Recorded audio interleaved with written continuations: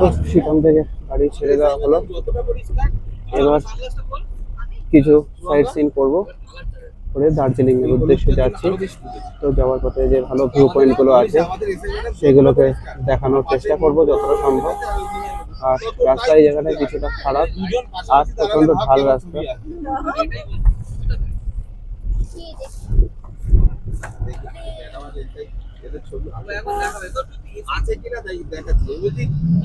এখন যারা ভিউ পয়েন্টে ক্রস করলাম, আজকে আমরা ঢুকিনি। তো এই জায়গাটা যে রাস্তাটা, আমরা এখন দার্জিলিং এর দিকে যাচ্ছি, রাস্তাটা খুবই খারাপ। এখানে এখনো অব্দি রাস্তায় কাজ হচ্ছে আর প্রচন্ড রকম ধুলো। আজকে আকাশ বেশ পরিষ্কার, আমরা রাস্তায় যেতে যেতে কাঞ্চনজঙ্ঘাটা দেখতেই পাচ্ছি খুব সুন্দরভাবেই, এখনো অব্দি পরিষ্কার ভিউ। কিন্তু রাস্তাটা খারাপ, এক্সপিরিয়েন্স একটু খারাপ হচ্ছে।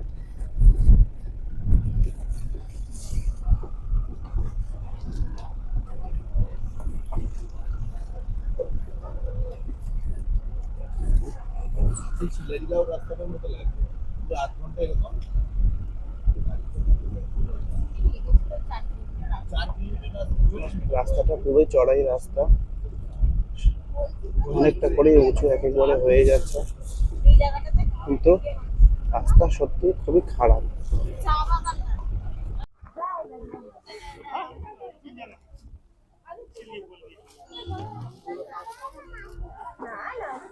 তো প্রথম স্পটে আমরা এলাম নামথিং পকরি, যেটা মিনি পেহেলগাঁও বলা হয়। তো জায়গাটা খুবই সুন্দর। নামথিং পকরি, নামথিং পকরি।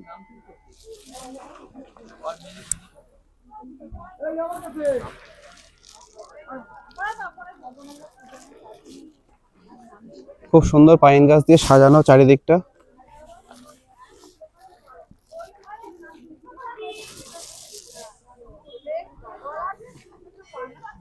দেখা যাক সামনে কি আছে। তো এই রাস্তা ধরে এগোনো, একবার বলেছি ভালো আছে, ঠিক আছে হয়ে গেছে। চারিদিকে পাইন গাছে ভর্তি, আর এই রাস্তা ধরে একটু করে এগোনো। রাস্তাতে গাছের শিকড় রয়েছে, সুতরাং একটু দেখে হাঁটতে হবে। হ্যাঁ, এই জায়গাটা যেহেতু পাইন গাছ রয়েছে, রোদ ঢোকে না, সুতরাং এই জায়গাটা সেই কারণে খুব ঠান্ডা। আর মানুষজন যেখানে সেখানে স্মোকিং তো করবে, আর বলে কোনো লাভ নেই। জায়গাটা খুব সুন্দর, খুব ঠান্ডাও।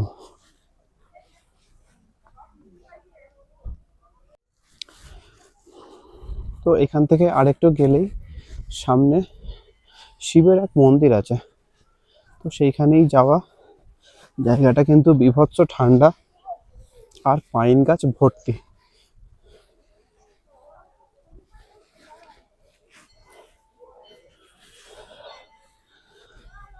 তো রাস্তাটা একে উঁচু, তার উপর বিভিন্ন গাছের শিকড়ে এতটাই এবড়ো খেবড়ো, উঠতে কিন্তু কষ্ট হবেই। আর পাহাড়ের রাস্তা মানে কিন্তু কষ্ট, আগেও বলেছি আবারও বলছি। সুতরাং রাস্তাটা দেখতে পাচ্ছেন আস্তে আস্তে কতটা উঁচু হয়েছে, আর তার সাথে এরকম রাস্তায় শিকড় পাথর ভর্তি পড়ে আছে। এই যে রাস্তাটা, কষ্ট কিন্তু হবেই। বয়স্করা সাবধানে আসবেন, বাচ্চাদের হাত ধরে রাখবেন। তো আলটিমেটলি পৌঁছেই গেছি।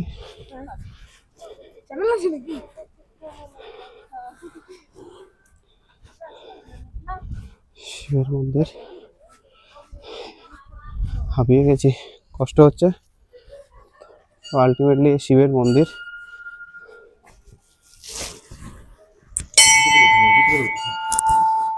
না, আমি তো এখানে বাঁধেছি।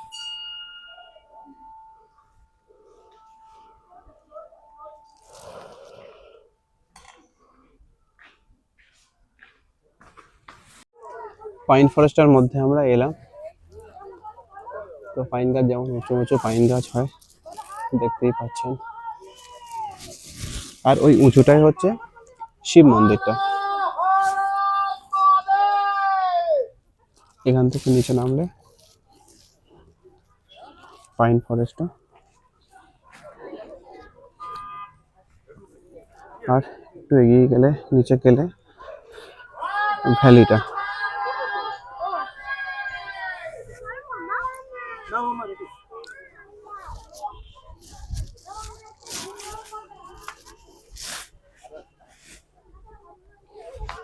তো একটু এগিয়ে যাই দেখি।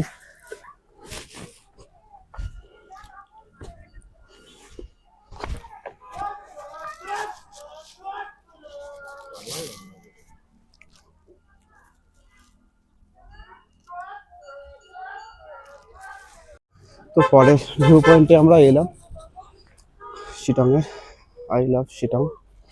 তো রাস্তাটা একটু চড়াই রাস্তা, কষ্টই হবে যেতে, প্রত্যেকটা জায়গায় খুব কষ্টের সত্যি কথা বলতে। তো উপরটা গিয়ে দেখাবো আপনাদের কেমন লাগছে। এই যে আই লাভ শিটং।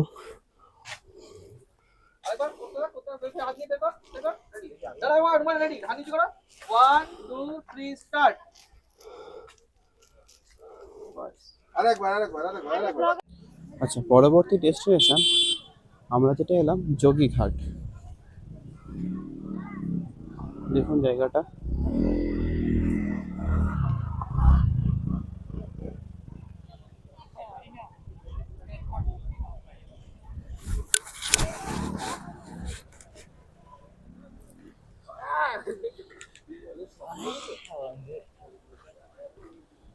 গাড়ি আছে, গাড়ি নামছে, কোন দিকে যাবে তাও বুঝতে পারছি না।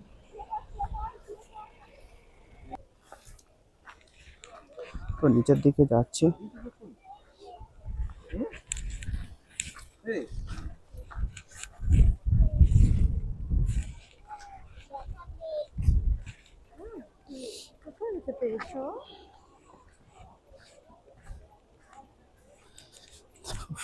রাস্তা কোনো জায়গায় ভালো নয়, যেমন এবড়ো খেবড়ো রাস্তা দিয়ে এগিয়ে যেতে হবে। বাইরে এখন কুয়াশাও হয়ে গেছে, এখন ঘড়িতে বাজে 1:30, অন্ধকার হয়ে গেছে রাস্তা।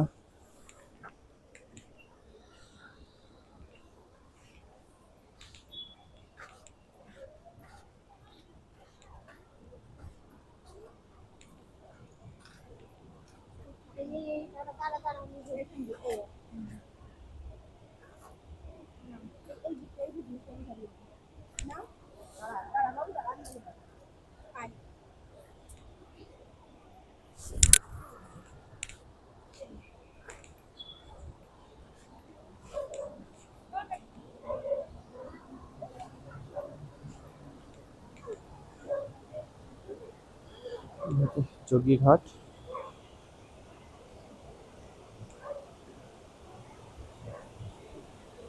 ছবি তোলার খুব সুন্দর জায়গা। যে কোনো একটা পাহাড়ে পাথরে বসে পড়ো আর ছবি তোলা, খুব সুন্দর ছবি উঠবে।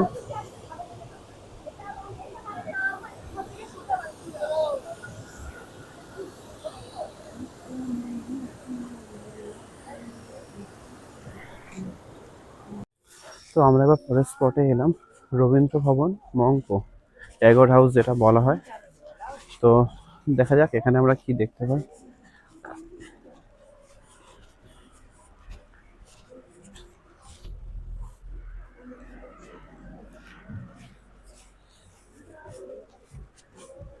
রবীন্দ্রনাথ ঠাকুরের স্মৃতি মোটামুটি কম বেশি সব জায়গাতেই আমরা দেখতে পাই।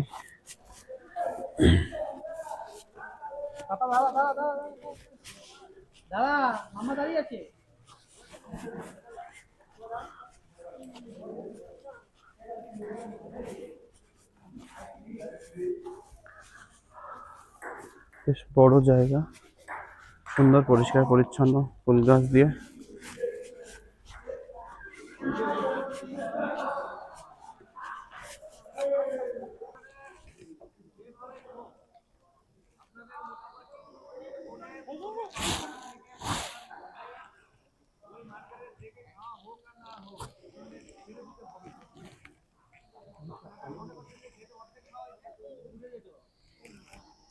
তো এই দেখার আপাতত, আরো ভিতরে আস্তে আস্তে যাব, দেখা যাক।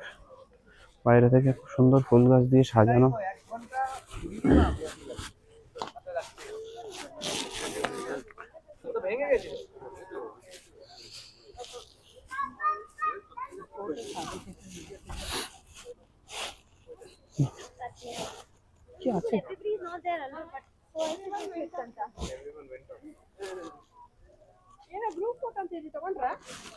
তো ভিতরে টিকিট কাউন্টার আছে, টিকিট কেটে ঢুকতে হবে।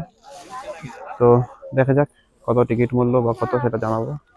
তো যেটা মেন কথা বলার, আমরা গেছিলাম 25 টাকার টিকিট। ভিতরে আসলে ভিডিওগ্রাফি ফটোগ্রাফি কোনোটাই অ্যালাউ নয়। তো রবীন্দ্রনাথের বিভিন্ন রকম স্মৃতি রয়েছে আর 5টা মিউজিয়ামের মতোই, চাইলে দেখতে পারেন যদি রবীন্দ্রনাথকে ভালো লাগে। বাকি জায়গাটা শান্ত, পরিষ্কার, সুন্দর, একবার ঘুরে যেতেই পারেন। বাইরেটা খুব সুন্দর ভিডিওগ্রাফি করার জন্য। দূরে এখান থেকে কাঞ্চনজঙ্ঘাও দেখা যায়, কিন্তু এখন ফগের জন্য দেখা যাচ্ছে না, ভিজিবিলিটি ক্লিয়ার নয়। তো যদি পরিষ্কার আকাশ থাকে, ভালো টাইমে আসা যায়, এখান থেকে কাঞ্চনজঙ্ঘাও দেখা যেতে পারে। আলটিমেটলি দার্জিলিং ঢুকে গেছি। আর রাস্তাটা দেখুন শুধু, আজকে 27শে ডিসেম্বর, দার্জিলিং ঢোকার মুখে এই সাংঘাতিক রকম লাইন। তো আমরা ঘুম স্টেশনের কাছেই আছি, ঘুম স্টেশনের কাছে শুধু লাইনটা একবার দেখুন। তো জানি না কখন হোটেলে পৌঁছাতে পারবো, দেখা যাক। হোটেলে পৌঁছে আমি আপনাদেরকে জানাবো। তো দার্জিলিংয়ে আজকে প্রচণ্ড রকম জ্যাম, প্রায় 1.5 থেকে 2 ঘন্টা লাগলো দার্জিলিং থেকে শুধুমাত্র আমাদের হোটেলে আসার জন্য। মানে প্রায় 10 কিলোমিটার হয়তো ম্যাক্সিমাম এসছি, তো প্রায় 2 ঘন্টা লাগলো। তো এই নিচে আমাদের হোটেল, আমরা এখানে যাব। তো আমরা প্রায় 8:30টার পরে হোটেলে ঢুকলাম, এতটাই রাস্তায় ভিড় ছিল। তো 10-15 মিনিট একটু ফ্রেশ হই, এগিয়ে যাচ্ছি ম্যালের দিকে। আমাদের হোটেল থেকে ম্যাল 5-6 মিনিট হাঁটা। তো ম্যালে আমরা ঢুকছি, দেখাই আপনাদেরকে ম্যালটা কেমন করে সাজিয়েছে।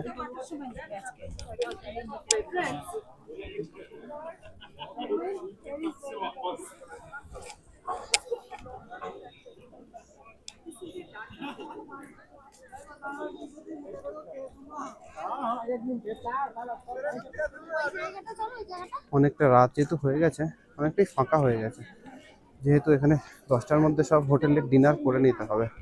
তো সেই টার্গেট একটা লোকের থাকে, সেই জন্য এখনো ফাঁকা। তো আমাদের ডিনারের প্ল্যান এখনো আমরা সেইভাবে কিছু করিনি, নামতে নামতে জানি না কটা বাজবে। তো এই মেলের দৃশ্য মোটামুটি ফাঁকা, আবার দিনের বেলায় কালকে দেখাবো কেমন লাগছে। এইদিকে এখনো ভিড় আছে লোকের, সব বাড়ি ফেরার পালা। আর দেখি যদি একটু কেনাকাটা কিছু করা যায়, কেনাকাটা করে হোটেলের উদ্দেশ্যে আমরা রওনা দেব। ডিনার করতে হবে, এখন প্রায় রাত্রি 9:30 পার হয়ে গেছে। আজকের মতো এই অবধি।